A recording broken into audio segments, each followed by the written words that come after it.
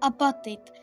Kámen se silnou mocí, který poskytuje rychlé zklidnění a dokáže ochránit svého majitele před okolní manipulací. Pomáhá při pocitech viny anebo při traumatech. Velmi účinný je při problémech se spánkem a případech, když jste utrpěli nějaká citová poranění. Používá se také pro zklidnění hyperaktivních nebo autistických dětí. Podporuje partnerské a mezilidské vztahy. Výtečně zlepšuje komunikaci. Účinný při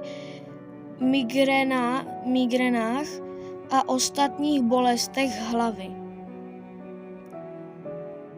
Podporuje trávení a slouží ke snížení vysokého krevního tlaku.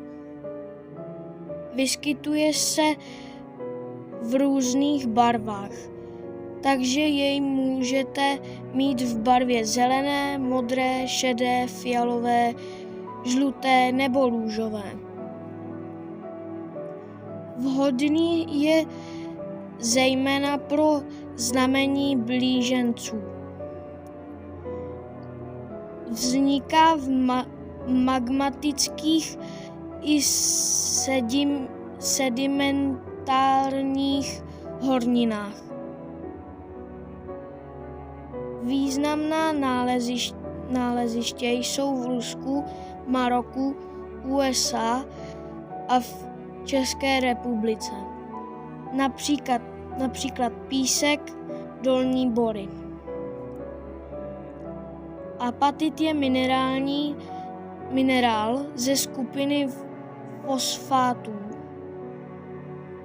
Zajímavost je to hlavní složka našich kostí a zubů ve formě hydroxyapatitu. Zajímají tě moje videa? Budu moc rád za tvůj odběr nebo like.